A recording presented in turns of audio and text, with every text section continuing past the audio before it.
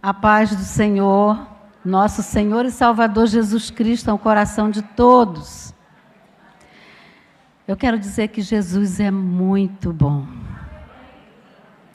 Jesus é muito lindo, Jesus é maravilhoso. E Ele tem provado isso na minha vida. Eu estava ali alegre cantando, porque eu pude abrir meus pulmões para louvar ao Senhor. Quando há 10 dias eu não podia fazer isso.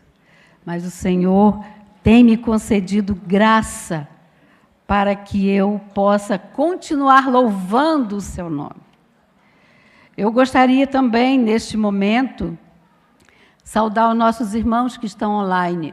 Que você seja abençoado grandemente pelo poder do Senhor. Que haja cura na sua casa. Que haja libertação e salvação na sua casa.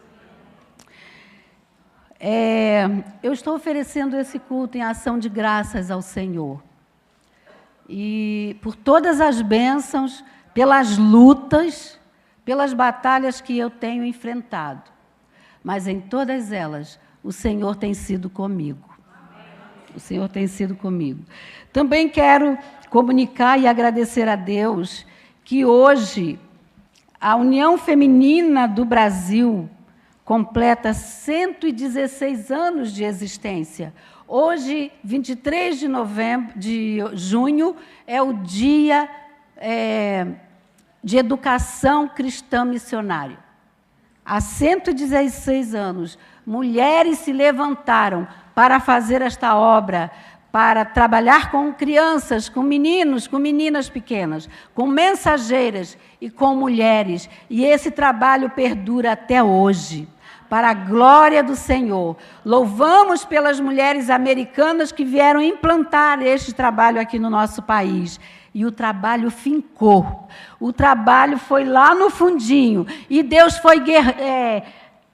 foi regando. E hoje nós temos, só aqui no Rio de Janeiro, 17 mil mulheres filiadas à MCM do Brasil, Carioca. 17 mil mulheres.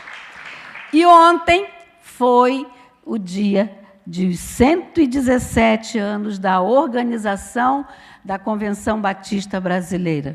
Também merece uma salva de palmas para os nossos batistas do Brasil.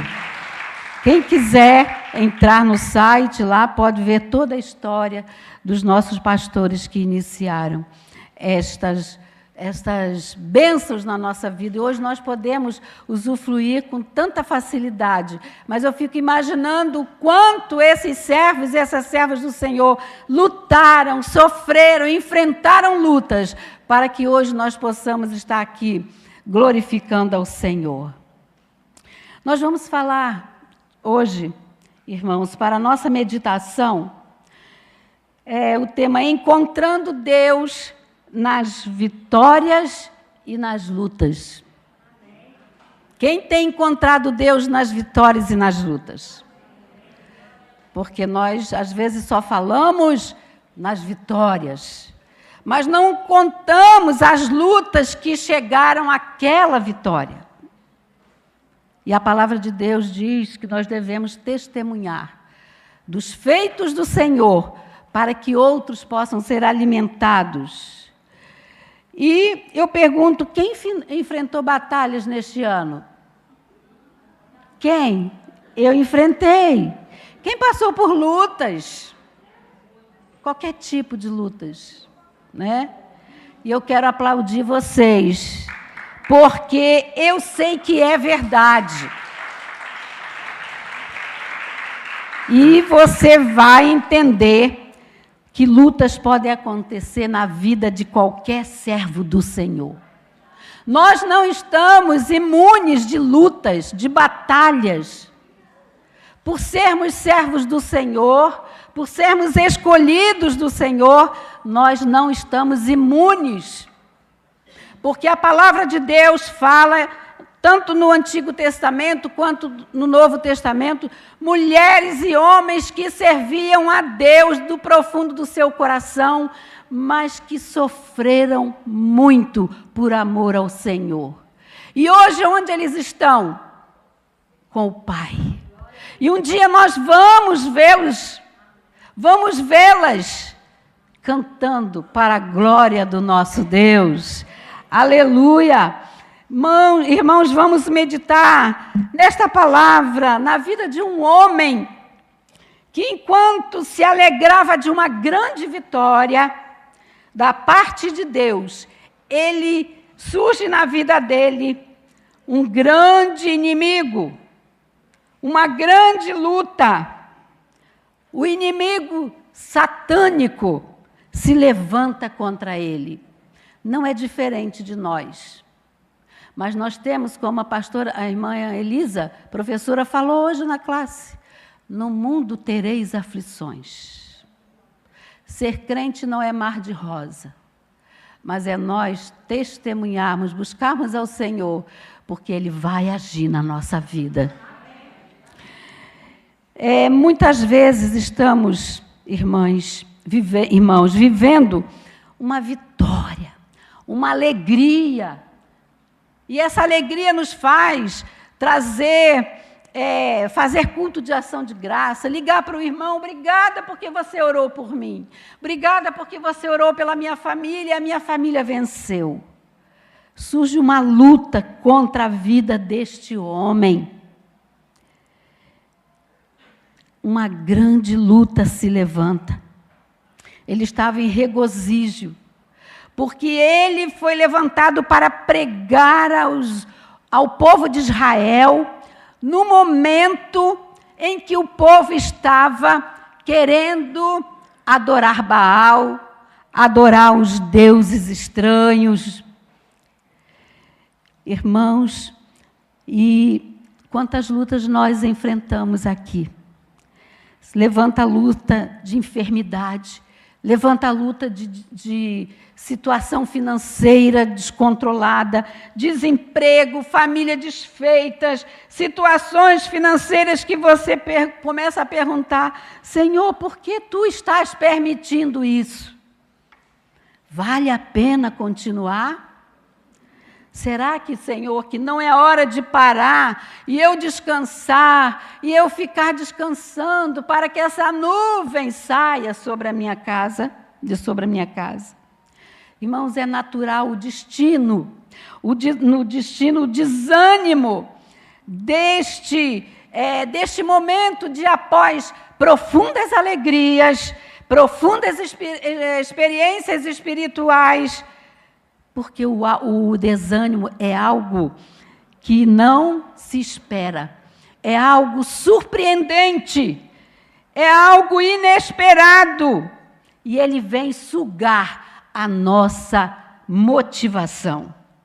Aí a princípio nós reagimos, não, eu vou vencer, não, eu vou pensar no Deus Todo-Poderoso. Aí nós começamos a encher pela nossa força, a força do nosso braço, a força da nossa mente, que nós vamos vencer. Não, aí nós começamos a buscar artifícios deste mundo para podermos vencer as lutas que estamos passando. É natural que o desânimo venha após profundas experiências espirituais. Porque, irmãos, nós reagimos de acordo com aquilo que nós estamos vivendo. Aí, irmãos, no entanto, pouco a pouco, muitos vão desfalecendo. Porque, apesar da vitória, vem logo a luta e você se esquece do que Deus fez. Quem fez assim? O povo de Israel. Fazia a todo momento. Deus mandava maná, eles reclamavam no dia seguinte. Deus abria o mar, eles reclamavam. Deus mandava fogo e eles reclamavam. E às vezes, irmãos, nós, nesse tempo, quando passamos por lutas, nós ouvimos das pessoas, até mesmo nas igrejas, dizendo, pobrezinho, coitado, tem enfrentado tanta luta. Eu mesmo falei, coitado do irmão Cícero. Tanta luta que aquele irmão tem feito. Mas Deus tem um propósito na vida dele. Embora Deus venha levá-lo para a sua glória. Mas o evangelho foi pregado naqueles lugares.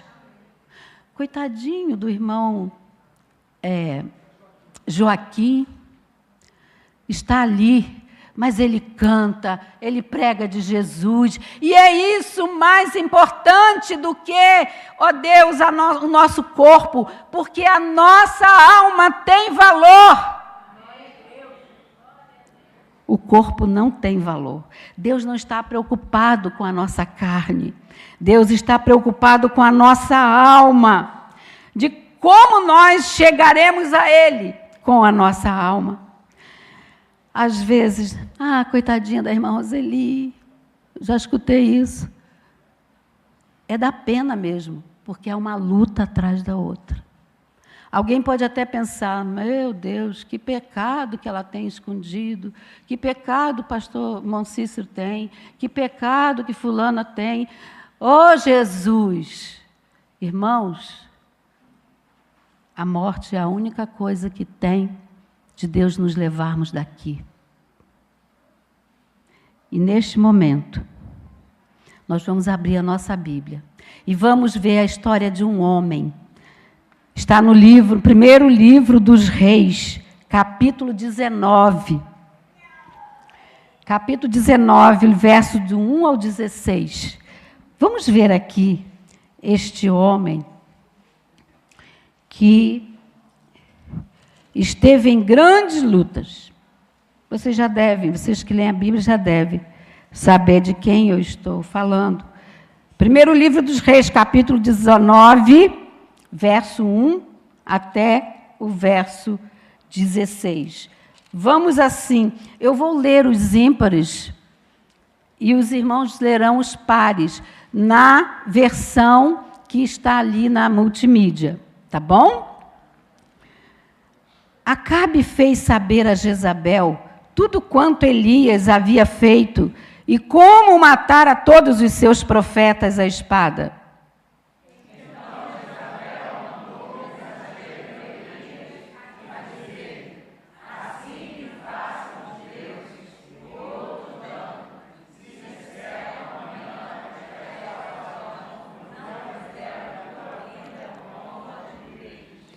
Tremendo, pois Elias levantou-se e, para salvar a sua vida, se foi e chegou a Berseba, que pertence a Judá, e ali deixou o seu moço, Geazi.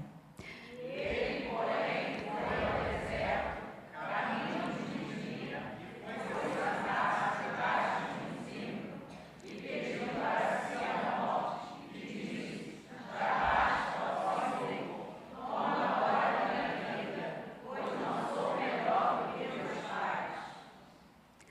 Deitou-se, dormiu debaixo do arbusto, do zimbro.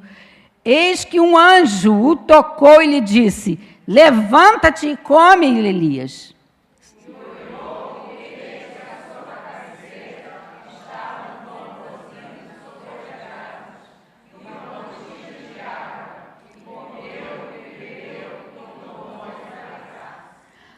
Voltou segunda vez e o anjo do Senhor tornou-lhe a lhe dizer: levanta-te e come, porque o caminho que terás sobre modo é longo.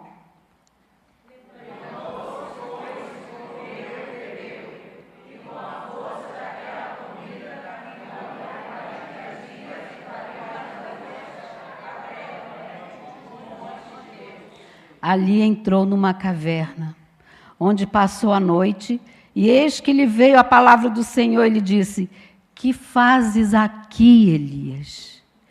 E ele disse: tenho sido muito zeloso pelo Senhor Deus dos exércitos, porque os filhos de Israel já estavam em herança, pelo abaixo dos seus altares, e mataram os seus profetas à espada, e só eu vivi, e jurei a minha vida para imaginar.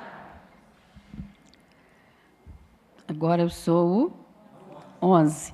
Disse-lhe Deus: sai, põe-te neste monte perante o Senhor. Eis que passava o Senhor, e um grande e forte vento fendia os montes e despedaçava as penhas diante do Senhor. Porém, o Senhor não estava no vento. Depois do vento, um terremoto, mas o Senhor não estava no terremoto. 12.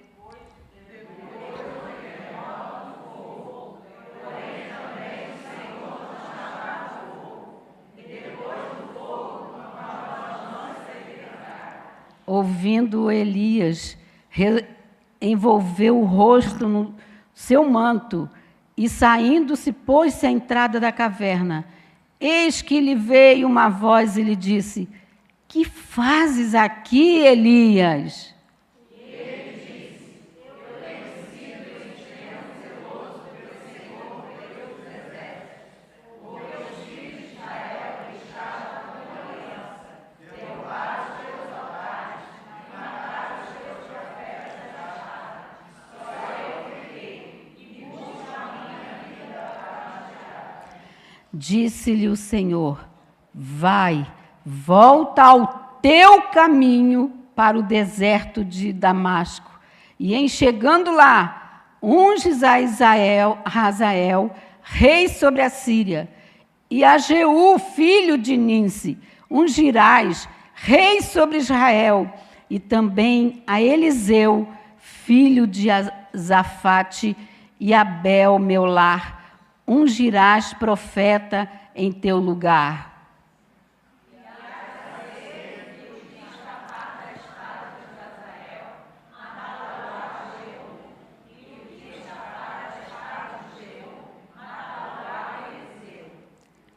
Também conservei Elias em Israel 7.000 homens, todos os joelhos que não se dobraram a Baal, e toda a boca que não o beijou. Aí está. Até aqui, irmãos. Aqui está a história de um homem que já com bastante idade, ele teve que enfrentar. Ele tinha um propósito de dedicar a sua vida para distanciar, para retirar o povo da adoração dos ídolos e trazê-los de volta às verdades do único Deus que ele conhecia. É isso que nós fazemos hoje, anunciando Jesus como nosso Salvador, e pedindo às pessoas que procurem experimentar aquilo que o Senhor pode dar. Mas naquele momento, irmãos, veio um momento de deserto e uma história de muitas lutas, guerras, tribulações, também por muitas vitórias. Como a multiplicação dos alimentos, lá atrás no versículo 16, 17, nos capítulos, a ressurreição de um morto, e uma profecia que por 3 anos Deus disse a Acabe: por 3 anos não cairá chuva, e não choveu. Que coisa maravilhosa. Neste texto, Elias vinha de uma espetacular vitória contra os 850 homens, 400 de Baal, e 450 de Baals e 400 de Aserá, os quais Elias havia desafiado de maneira corajosa, de maneira ousada no Monte Carmelo. Irmãos, quando a gente chega no Monte Carmelo, você começa a arrepiar-se. Tem a estátua de Isaías, com uma grande espada na mão, e um soldado de Baal sobre suas pernas, e ele ali demonstrando a vitória do povo de Deus. Essa história está registrada lá no capítulo 18, quem quiser ler em casa. Então ele estava ali, mais uma vez, sendo usado por Deus para ser uma voz profética e mostrar para o povo que eles deveriam se arrepender e voltar para os caminhos do Senhor. Ocorre que, neste momento,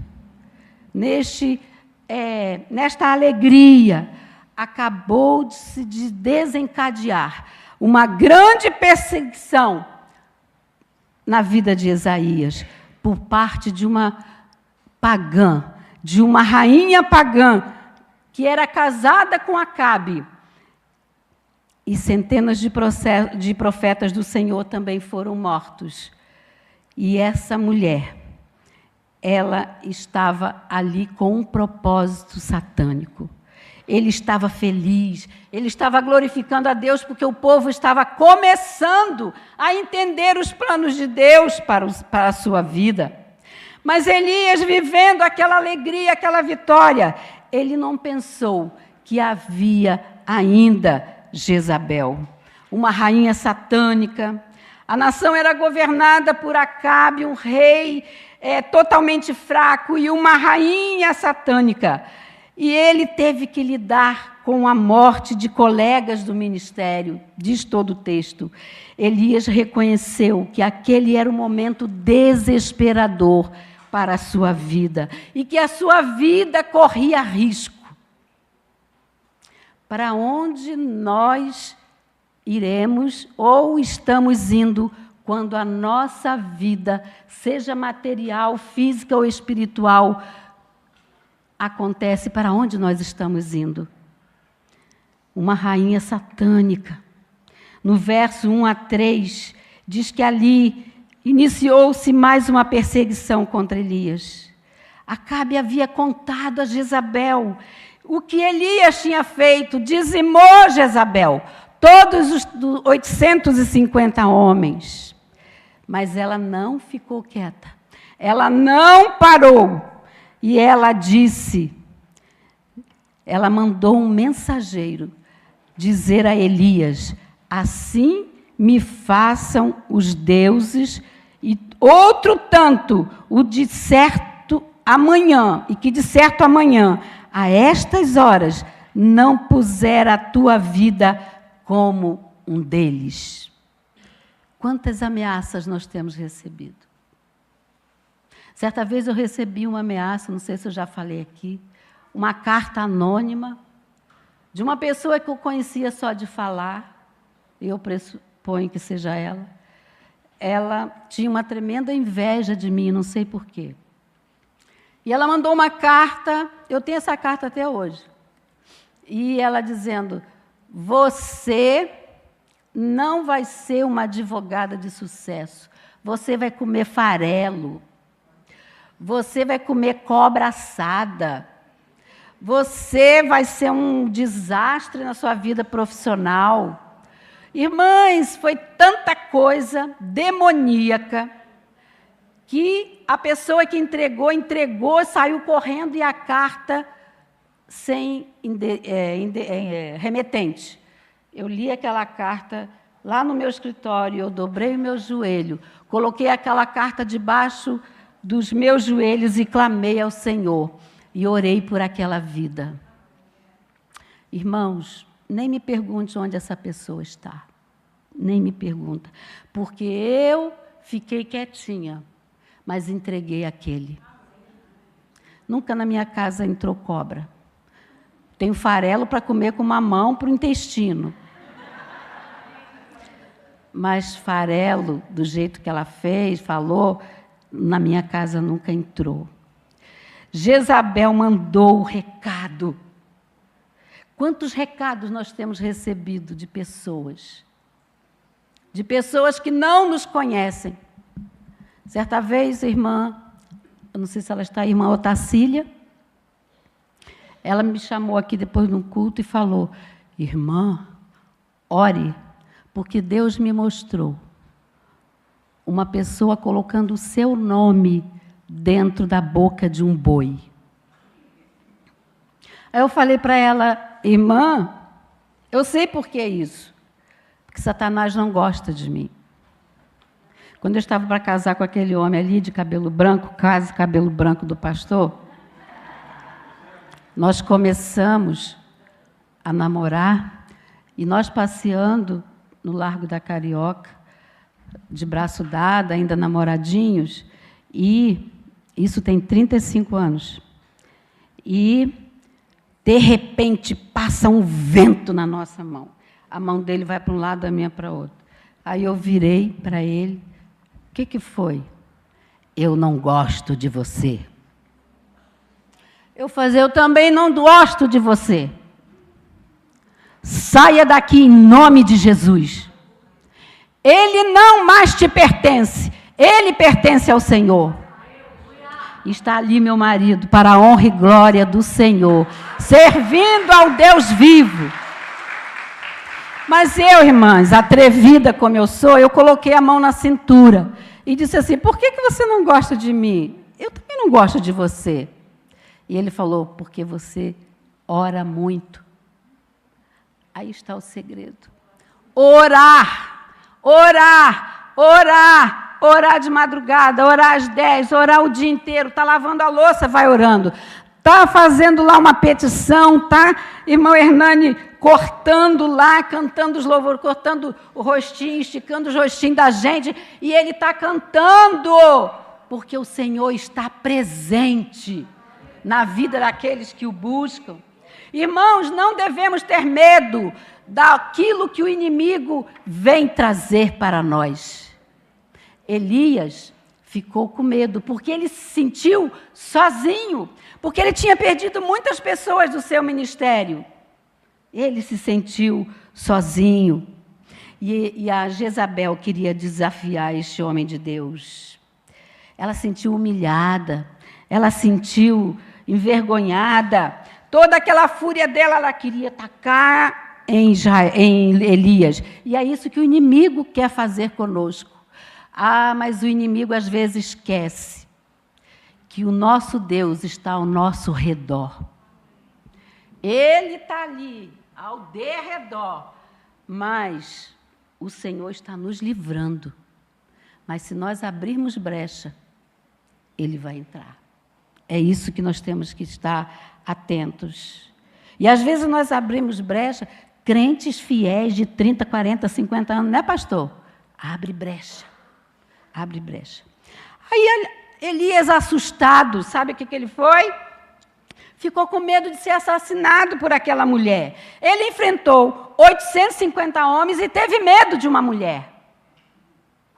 Só que aquela mulher era ameaçadora. E ele fugiu para o deserto. Chegou depois de caminhar o dia inteiro. Aí ele sentou-se debaixo do arbusto, diz a palavra, e pediu para morrer. No verso 4 ele diz, que coisa, meu Deus. Ele mesmo, porém, se foi ao deserto, caminho de um dia, e veio e se assentou-se debaixo de um zimbro, e pediu para si a morte, e disse, basta, Deus, eu não aguento mais. Eu já falei isso, irmãos. E eu tenho certeza que muita gente aqui já falou. Vamos ser sinceros, basta, Senhor, eu não aguento mais. Eu não aguento mais chorar, eu não aguento mais lutar. Senhor, é forte demais para mim. Mas o Senhor vai lá na sua palavra e diz, ser forte e corajoso, porque eu estou contigo. Aí a gente levanta, estica a coluna, hein? E começa, verdadeiramente, Senhor, Tu estás comigo. Olha, Deus, a minha alma, pois não sou melhor do que meus pais. Certamente, os pais deles eram homens, o casal era homem abençoado. Ele tomou ciência e foi para o deserto.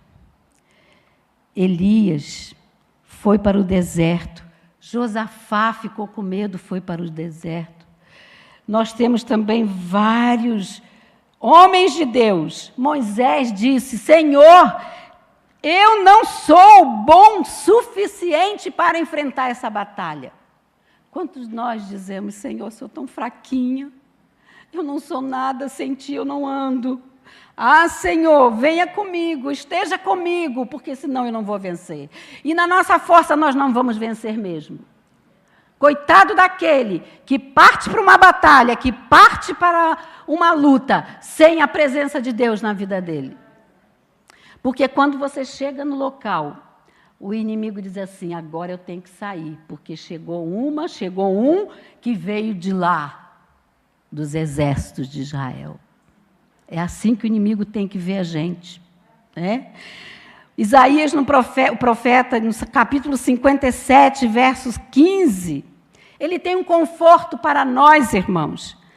Ele diz assim, se o irmão puder colocar, Isaías 57, 15. Olha que conforto. Pois assim diz o Senhor, o alto sublime, que vive para sempre e cujo nome é santo. Olha o que ele diz.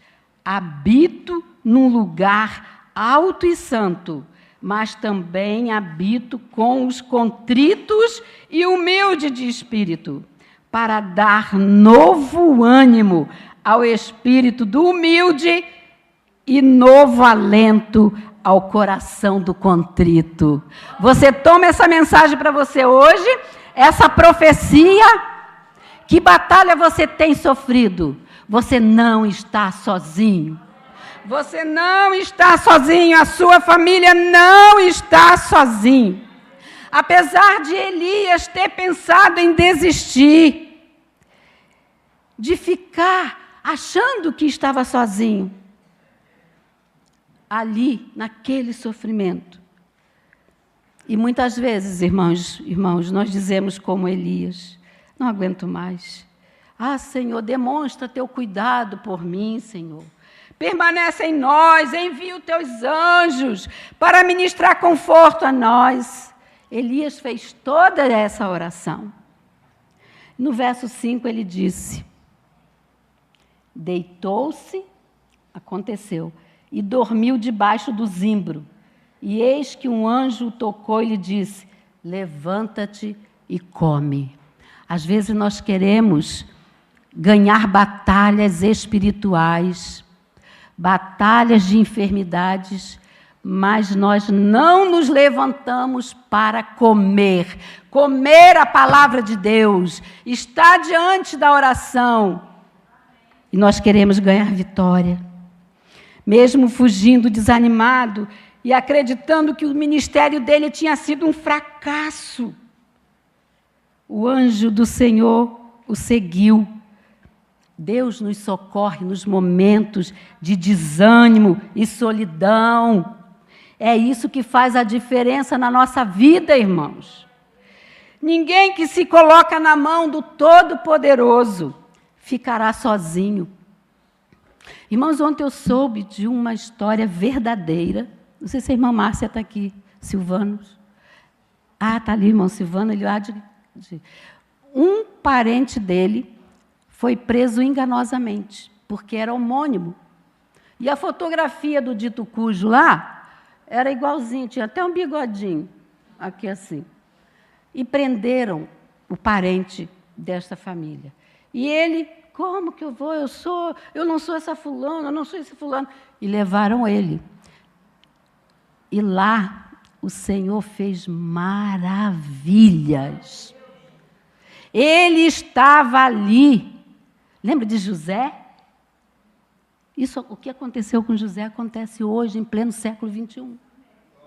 Ele foi, e lá ele começou a pregar para o detento que estava com ele, homem desviado. E ele chorou, aceitou Jesus. Aí o irmão mandou pedir a Bíblia, traz minha Bíblia. Tal. E, de repente, a moça lá que aguarda, carrancuda, com aquelas botinas desse tamanho, ali sentado de cabeça para baixo, assim. E o irmão começou a olhar. E Deus levou a mente dele e os olhos nas botinas daquela moça. E Deus mostrou a casa da mulher toda. Deus mostrou questão de marido, questão financeira, questão de briga. Deus mostrou e Deus virou para ela, o irmão levou para ela assim, não foges mais de Deus, porque Deus me mostrou toda a sua vida. Eu não lhe conheço, você não me conhece, mas o meu Deus te conhece. Irmãos, ela começou a chorar. aquela fortaleza começou a murchar, começou a murchar. E ela aceitou Jesus como Salvador. E aquele irmão entendeu por que Deus colocou ele ali. É por isso, irmãos, que Deus usa aqueles que Ele sabe que vai trazer vitória, aquele que vai ser bênção para a sociedade. Irmãos, ninguém se coloca nas mãos do Todo-Poderoso e ele fica sozinho. Ninguém, irmãos. Quando Elias acordou na primeira noite, naquele lugar, sem qualquer recurso, havia uma mesa de café, com uma cesta de café, com todas as iguarias, eu imagino. Isso é por minha conta, pastor? Uma cesta de café, havia aqueles leite, café ali, e ele ficou, quem colocou essa mesa aqui? Deus socorreu Elias de forma especial. Ele deve ter dito, o que eu vou fazer? E sabe o que ele fez, irmãos? Como muitos de nós, ele comeu, se satisfez, olhou para o outro lado e voltou a dormir. Mas não era isso que Deus queria dele. Deus queria que ele se levantasse, se fortalecesse, porque o anjo o chamou e o animou para continuar. Nós não podemos parar diante de uma luta. Nós não podemos parar diante de uma luta. Tem um hino, não sei se é da Assembleia, que fala: a luta vem e passa, não desanimarão. Não tem um hino? Quem foi assembleando?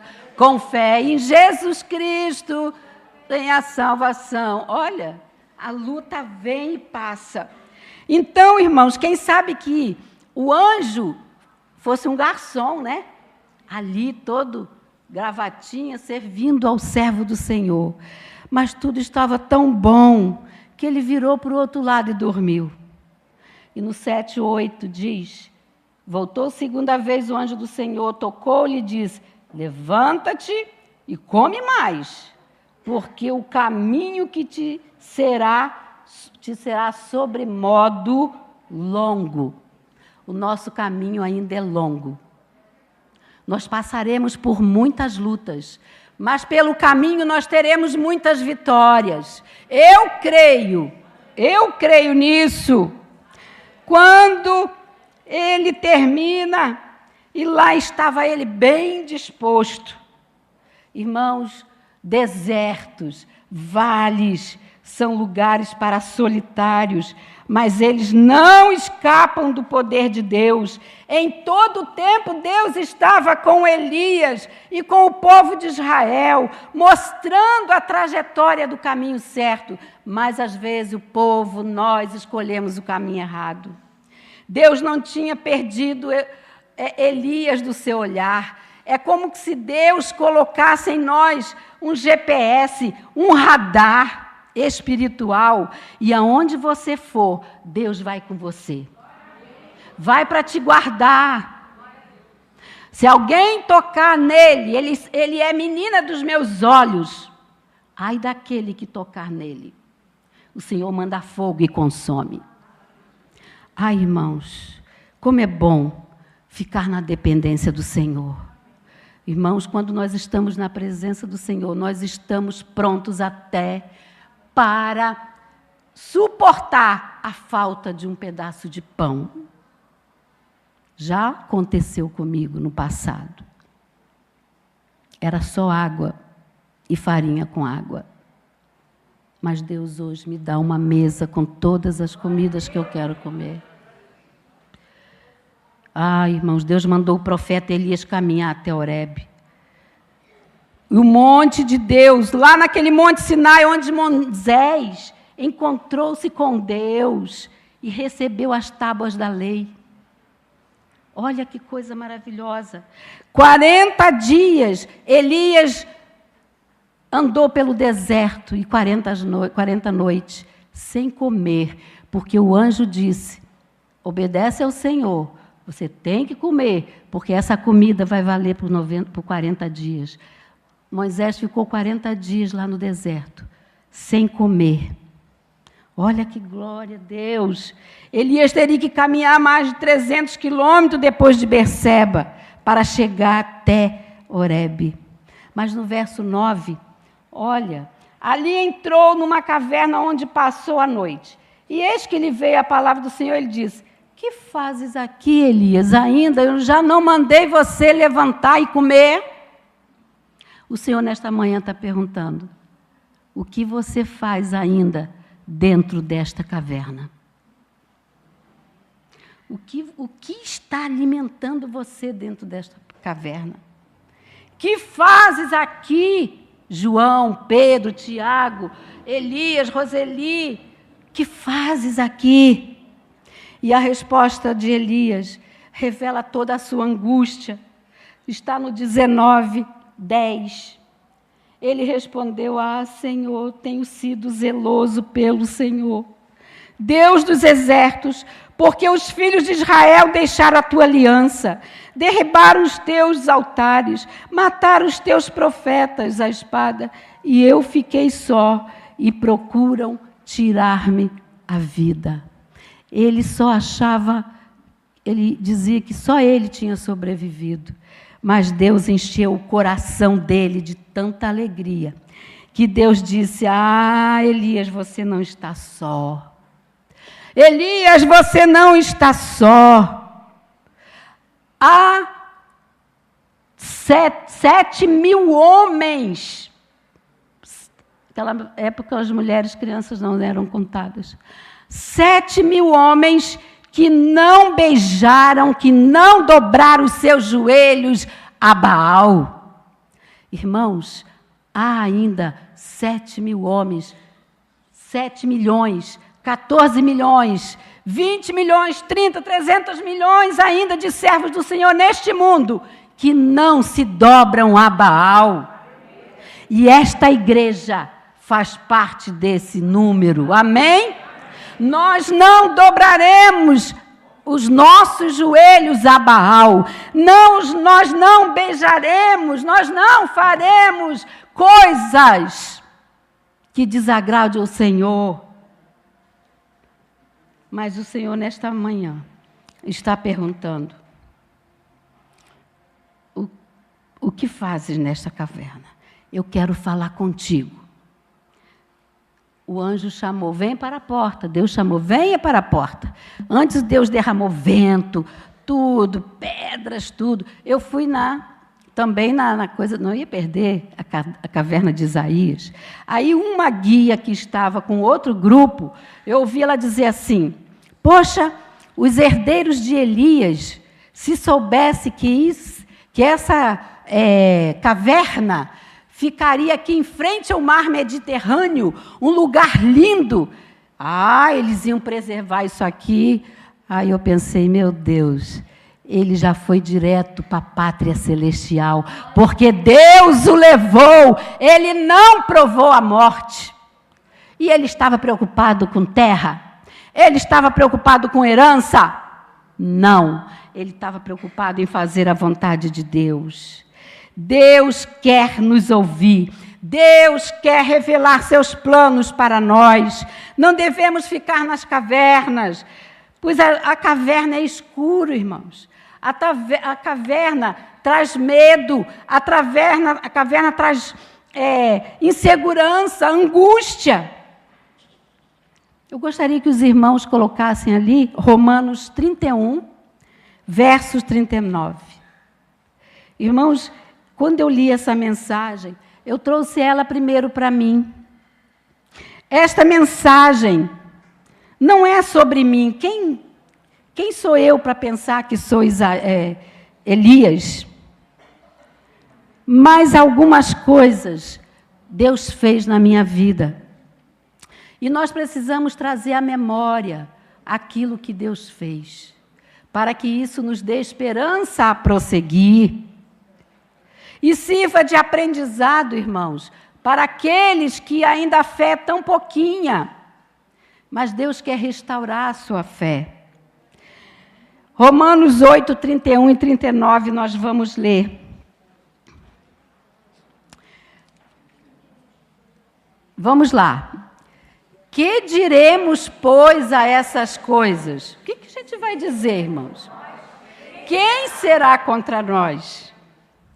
Aquele que nem mesmo a seu próprio filho poupou, antes o entregou por todos nós, como nós não nos dará também com ele todas as coisas? Quem tentará acusação contra os escolhidos de Deus? É Deus que os justifica. Quem é que condena? Pois é Cristo quem morreu, ou antes, quem ressuscitou dentre os mortos, o qual está à direita de Deus e também intercede por nós. Quem nos separará do amor de Cristo? A tribulação? Ou a angústia? A perseguição? Ou a fome? Ou a nudez? Ou o perigo, ou a espada? Como está escrito, por amor de ti, somos entregues nas mãos todos os dias. Somos reputados como ovelhas para o matadouro. Mas, em todas essas coisas, somos mais do que vencedores, por aquele que nos amou. Porque eu estou certo. Quem está certo aqui? Oh, glória! Porque eu estou certo de que nem a morte, nem a vida, nem os anjos, nem os principados, nem os potestades, nem o presente, nem o porvir poderão nem a altura, nem a profundidade, nem alguma outra criatura poderá separar do amor de Deus que está em Cristo Jesus, nosso Senhor. Nada disso, irmãos. Nós temos que começar a viver o reino de Deus, a glória que Deus tem preparado para as nossas vidas. Mas, infelizmente, irmãs e irmãos, nós queremos nos esconder na caverna. Elias saiu, mas entrou, mas ele teve que sair. Deus tirou o medo, a insegurança, e ele foi caminhando, porque Deus ainda tinha obra a fazer na vida dele. Ele teria que ungir 2 reis. Um deles, eles iam destruir Acabe e Jezabel, e o outro seria Eliseu, o seu substituto. Aquele Eliseu que é uma bênção do Senhor. E o Senhor nos convida nesta manhã a dizer: Senhor, eu sobrevivi muitas coisas. Pensando bem, Senhor, Tu me fizeste levantar de muitas lutas. E eu continuo aqui, a minha família continua aqui, para a glória do Seu nome. Para terminar, eu vou dizer aos irmãos, eu tive vários problemas de saúde. Né? Os irmãos sabem, de 21 para cá, muita coisa, né? Sem contar a pandemia, que perdemos muita coisa. Aí veio o câncer da minha mãe, que Deus curou, que ainda ontem estive com ela, ela diz: minha filha, não se preocupe não, porque eu já estou preparada para subir. Então, aquilo acalma a gente, né? Porque ela sabe para onde vai. Aí, depois, mais um pouquinho, minha vesícula com 84 pedras. Eu fiz exame em maio, como é que em janeiro tem 84 pedras? Está ali na minha bolsa, eu trouxe para ver, quem não acreditar está ali. Mostrei a Helena. 84 pedras na vesícula. Uma hérnia umbilical, foi tirado. Aí vem o câncer de pele. Irmãos, eu fiquei desesperada. A dermatologista, quando olhou, eu não vou nem pedir biópsia. Mas como a senhora não vai pedir? Não vou, porque está aí. Não tem infiltração, mas é câncer, carcinoma. Aí eu saí correndo, fui para a portaria chorar. Ah, Senhor. Aí, no outro dia ou 2 dias depois, apareci lá no consultório do nosso querido irmão cirurgião plástico, irmão Hernani. Pastor, irmão, eu vim aqui para o senhor tirar material disso aqui. Aí abri assim para ele, nossa, isso aqui, meu irmão, estavam tudo queimado. E o nariz. As pessoas não queriam chegar perto de mim pensando que era sarna. Aí, ele tirou o material. E lá veio a resposta. É realmente um carcinoma, não infiltrado. Procurei um especialista de câncer de pele. Claro que só, não aceito o plano. E eu fui. Roseli, onde você pegou isso? Falei, não sei. Nasci na praia, peguei muito sol, agora está aparecendo. Aí ele assim, olha só. Eu falei, eu acho que foi erro médico, porque a dermatologista, olha só, eu falando mal de um médico para o médico, a dermatologista, ela devia me explicar que era para colocar só onde estavam as feridas. E eu coloquei em tudo. E queimou tudo. Mas sabe o que ele falou? A queimadura queimou o câncer. Aí eu falei assim, Senhor, o erro médico queimou o câncer que estava no meu corpo. Glória a Deus.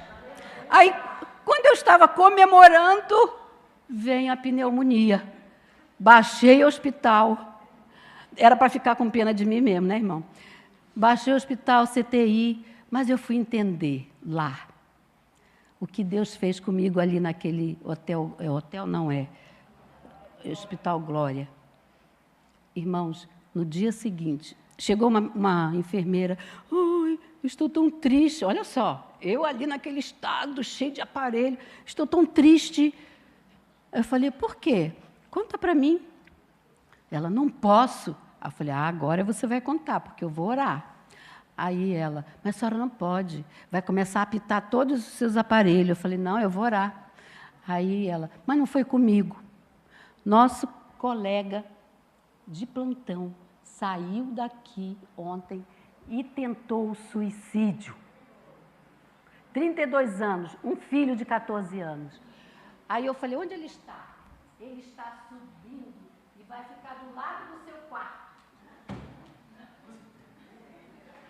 Aí eu falei, mas eu não posso sair daqui, Jesus. Não posso nem levar os aparelhos, porque eu estava toda agarrada naqueles negócios, naquelas monitorações. Eu falei, minha filha, quando você sair, você trava a porta, fecha bem a porta. Irmãos, e ali eu levantei um clamor. Ah, não, antes ela disse, qual o nome dele? Eu não posso falar. Ela disse, não posso falar. Eu falei, fala para mim, porque eu vou apresentar ele a Deus. Eu falei, Senhor, eu levantei, irmãos, um clamor ali naquele quarto, que no outro dia, aquele jovem estava levando bronca da colega enfermeira. Por que você fez isso? Você tem que ter juízo, você tem um filho. Irmãos, Deus cortou o mal daquele ato desesperado por problemas, pessoas sem Deus. E eu, na minha oração, eu pedi, Senhor, concede a este homem um encontro contigo, através do Espírito Santo de Deus, e para que ele passe por uma igreja, passe por uma Bíblia, e comece a ler a palavra de Deus que alimenta a nossa alma. Foi por isso que Elias venceu, porque ele permaneceu. Ele se achava nada, ele se achava um coitado, porque não conseguia convencer o povo de que eles estavam errados. Mas Deus não estava preocupado com aquilo. Por quê? Porque o mais importante ia acontecer depois. Ah, irmãos, nós devemos perseverar, assim como Elias, assim como todos aqueles que perseveraram até o fim e foram vitoriosos. Nós sobrevivemos diante das lutas e das fraquezas e das batalhas, porque nós adoramos, nós cantamos, nós oramos ao Deus vivo que merece toda a honra e todo o louvor. Que Deus nos abençoe.